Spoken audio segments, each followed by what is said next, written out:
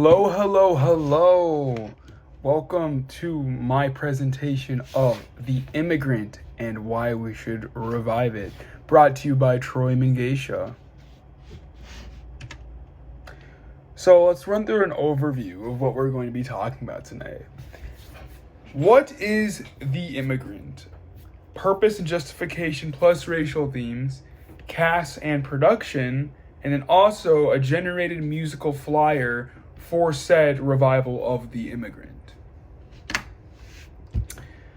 The Immigrant is a story about a Russian Jewish immigrant that flees to America to evade Russian persecution, essentially. This Jewish immigrant, he struggles to assimilate into America since it's mostly a Christian society and he is Jewish. He meets this American couple, and the American couple, despite having some prejudice against him, helps him assimilate into American culture, but also everybody learns and grows together and understands that you can assimilate into American culture, you can assimilate into anything, but that doesn't require you completely leaving behind your heritage and where you're from. So all these characters at the end learn this lesson in a beautiful way. Now, purpose and justification plus racial themes. The reason why I want to do this revival is because the current status of immigration in our country is a huge talking point, right? To not, pick a side here or, whatever.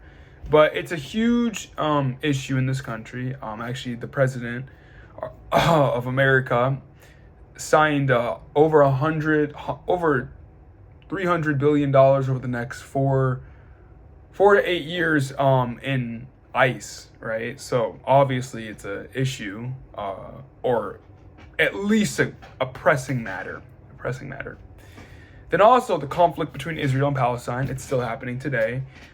So I wanted to kind of find something that's like along the lines, not saying one's right and one's wrong, just something that relates to now, which again, these are two huge things, immigration and the Israel and Palestine conflict.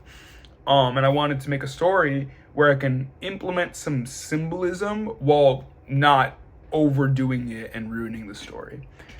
Now, for racial themes, actually in The Immigrant, the main character is a Jewish immigrant, right? So that's like a racial theme by itself. But as I touched on earlier, the musical has many moments of racial and religious prejudice. Sorry, I can't speak today.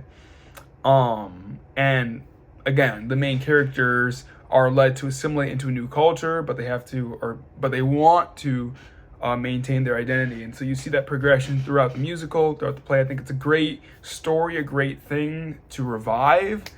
I think the last one was in 2004. Maybe it was 2008. I think it was 2004. So I think it'd be great to revive, especially right now with, immigration and Israel and Palestine being two big things. The cast and crew production that I would like to have for this revival is Ben Platt as the main character, Hazakel Helik, Michelle Diamond as Leah Harik, Brian D. Archie James, so sorry if I'm butchering these names, as Milton Perry, and then Victoria Clark as I am Perry. Then also for the director, I would like Ballet Sher, very emotion-based director. I've researched all of these, all of my crew members that I would like to have, and he's very good with emotion-based things while keeping it understandable, likable, and entertaining. So I think he's a great director. Choreographer would be Danny Metford. The reason why I want him is because he's really good at integrating hand gestures and movements that feel natural. That's really what I'm looking for. I'm looking for natural, not some forced production musical. Everyone stop what they're doing and dance. I want it to make sense. I want there to be music. Obviously this is a musical, but I want it to make sense. And Danny Medford does a really good job at that. For music director, I chose Alex Lamourquier. Totally butchered that. And again, he's a great music director. He's really good at integrating different aspects of music. Specifically, I was looking for like the standard, Broadway type of like musical notes and cues and stuff like that. But I was also looking for ways to integrate Jewish music into it. I'm forgetting the name right now, but there's a specific type of Jewish music. It has a name or has a word for it.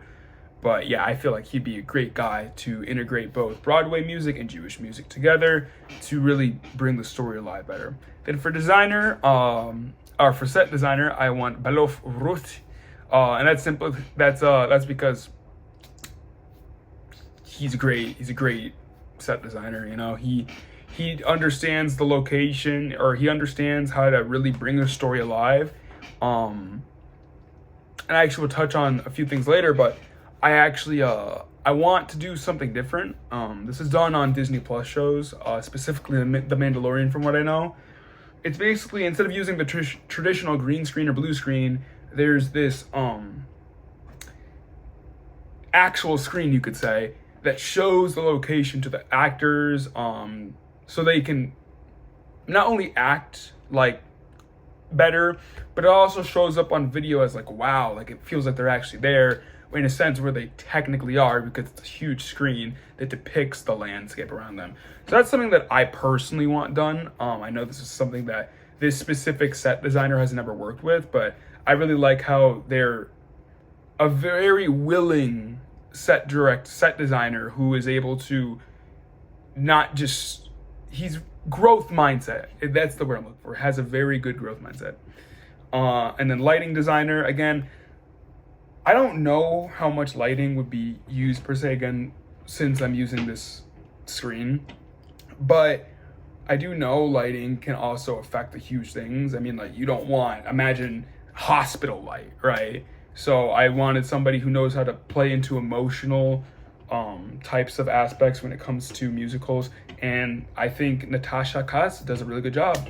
Then lastly, but not least, costume designer Anne Ruth, and that's because she is very good with historical costumes. And since I am not from the early 20th century, that's good. That's good someone is, so they can make sure everyone is dressed appropriately and not wearing like a polo from Nike. Who knows?